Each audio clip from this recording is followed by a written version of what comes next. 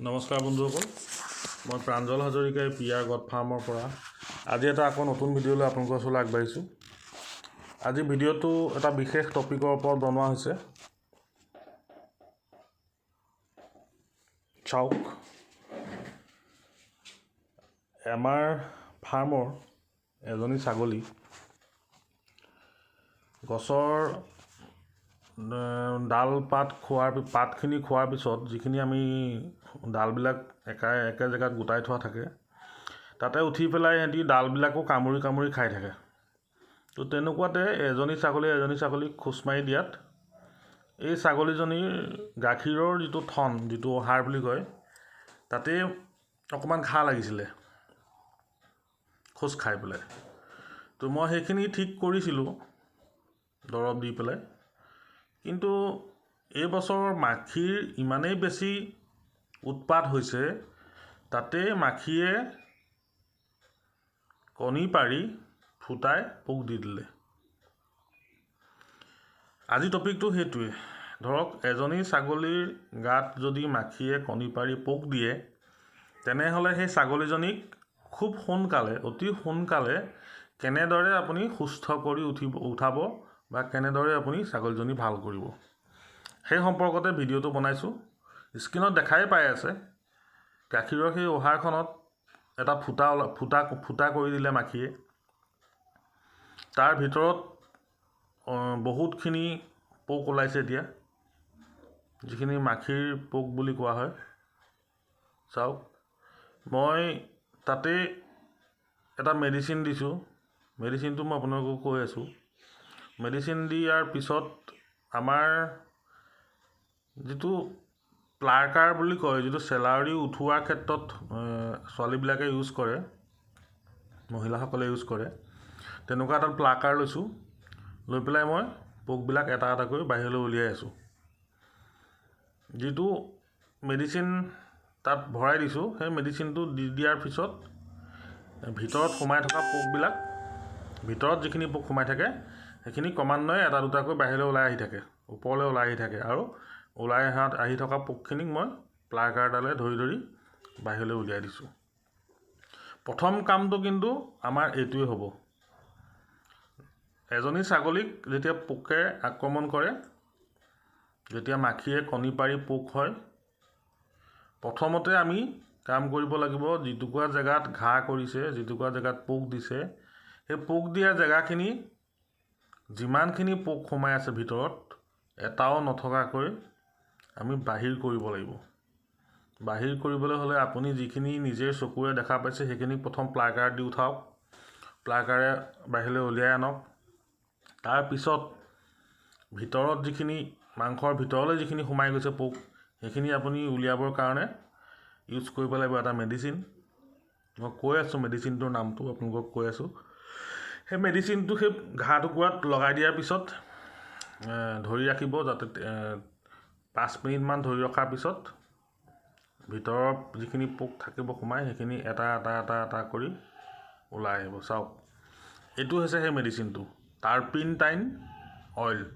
ভালদৰে নামটো চাই লওক আৰু লিখিও লওক যিসকলৰ প্ৰয়োজন বুলি ভাবিছে। টাৰ্পিনটাইন অইল, এই তেলটো এনেদৰে ঘাত আমি লগাই দিওঁ, দেখা পাইছে নিশ্চয়। তাৰপিছত আমি 2-3 মিনিট সময় এনেদৰে ৰাখি থ'ম, তেলখিনি নপৰাকৈ, এই অইলখিনি নপৰাকৈ তাত আমি এনেদৰে 2-3 মিনিট ৰাখি থ'ম। ৰাখি যিমান পাৰোঁ চেষ্টা কৰিম ভিতৰলৈ যাতে তেলখিনি সোমাই যায়, এই মেডিচিনটো যাতে ভিতৰলৈ সোমাই যায়। আৰু মেডিচিনটো ভিতৰলৈ সোমাই যোৱাৰ লগে লগে ভিতৰত যিখিনি পোক সোমাই থাকিব, যিখিনি আমি খালী চকুৰে দেখা নাপাম, সেই পোকখিনি লাহে লাহে এটা কৰি ওপৰলৈ ওলাই আহি থাকিব।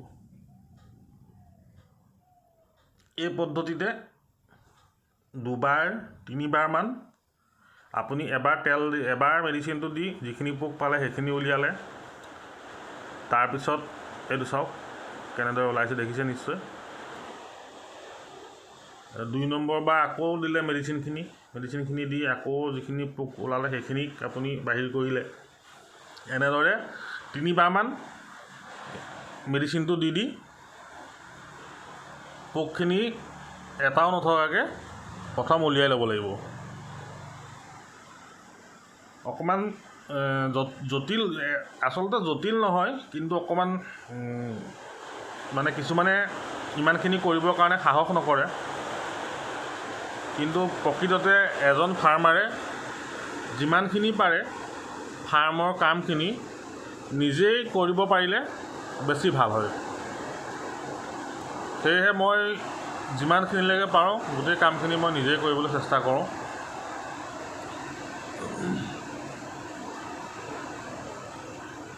চাওক কিমানখিনি পোক মই বাহিৰ কৰিলোঁ। কমেও 50-60টামান পোক হ'ব ইয়াত। এই 50-60টামান পোক মই টাৰ্পিন অইলটো তাত দি এনেদৰে পোকখিনি উলিয়াই আছোঁ। আপোনালোকে মন কৰিছে অইলটো দিয়াৰ পিছত, মেডিচিনটো দিয়াৰ পিছত যিখিনি পোক ভিতৰত সোমাই আছিলে এটা এটাকৈ বাহিৰলৈ ওলাই আছে, আৰু মই প্লাগাৰ ডালে লাহে লাহে এটা এটাকৈ বাহিৰলৈ পেলাই আছোঁ। এনেদৰে 2-3 বাৰ কৰিব। কৰাৰ পিছত সম্পূৰ্ণ যেতিয়া পোকখিনি নাইকিয়া হ'ব, চাফা কাপোৰ এখন লৈ, দেখিছে নিশ্চয় কি কৰিছোঁ মই, চাফা কাপোৰ এখন লৈ ভিতৰখিনি চাফা কৰিব। চাওক মানে কি হয়, যেতিয়া পোকখিনিয়ে এনেদৰে ঘাঁহ টুকুৰাক কামুৰি খাই থাকে, খোৱাৰ ফলত সিহঁতি বহুত তাত বেয়া বস্তু ত্যাগ কৰে, বহুত মল ত্যাগ কৰে। সেই মলবিলাক চাফা কৰিব লাগিব। যিখিনি ভিতৰৰ ঘাঁহ টুকুৰাত যিখিনি মল পোকখিনিয়ে ত্যাগ কৰিব, সেই মলখিনি আমি বাহিৰ কৰিব লাগিব। অৰ্থাৎ সেইখিনি বাহিৰ কৰিবৰ কাৰণে আপুনি চাফা কাপোৰ, কটনৰ কাপোৰ ব্যৱহাৰ কৰিব পাৰে। এনেদৰে মই কাপোৰেই ব্যৱহাৰ কৰোঁ সাধাৰণতে। চাওক তেনেদৰে ভিতৰলৈকে কাপোৰখন সুমুৱাই পেলাই মই চাফা কৰিবলৈ চেষ্টা কৰিছোঁ। কিছুমানে কটনো ব্যৱহাৰ কৰিব পাৰে, যিটো কপাহো ব্যৱহাৰ কৰিব পাৰে, যাৰ যিটো সুবিধা হয়। এনেদৰে চাফা কৰিব ল'ব। চাফা কৰাৰ পিছত আকৌ নিৰীক্ষণ কৰিব, যদি ক'ৰবাত পোক সোমাই আছে 1-2টা, তেনেহ'লে এনেদৰে ওলাই আহিব। সেইটো দেখা পাইছে।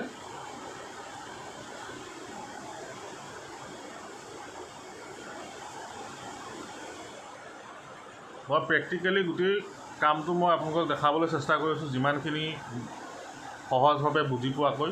চাওক সেইটো এটা পোক ওলাই আহিছে।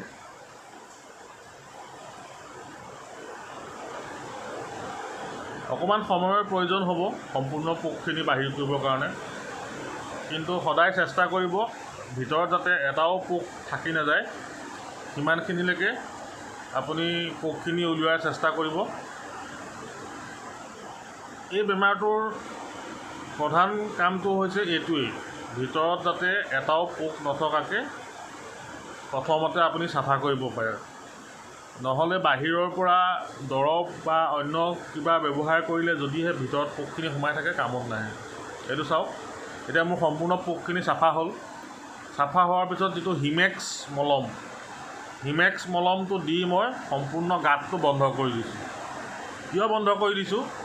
ভিতৰৰ পোকখিনিতো মৰিলেই, এতিয়া যাতে বাহিৰ ফালৰ পৰা আৰু নতুনকৈ মাখি পৰিব নোৱাৰে সেই জেগাটুকুৰাত, সেই উদ্দেশ্যে মই সম্পূৰ্ণ ফুটাটো বন্ধ কৰি আৰু বাহিৰতো মই হিমেক্স মলমটো লগাই দিছোঁ। কামখিনি সম্পূৰ্ণ হৈছে ইতিমধ্যে।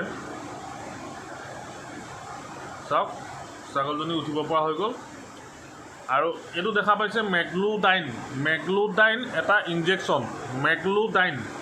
এই ইনজেকশ্যনটোৰ কাম হৈছে, মই যে ইমানখিনি খুচৰি দিলোঁ, ছাগলজনী বিষ হৈছে, প্লাছ পোকখিনিয়ে কামুৰি থকাৰ কাৰণেও তাইৰ বিষ আছিলেই। সেই বিষখিনি নাইকিয়া কৰিবৰ কাৰণে মই এই বিষৰ ইনজেকশ্যন মেগলুডাইন 2 ml মই ছাগলজনীক ইনজেক্ট কৰিম।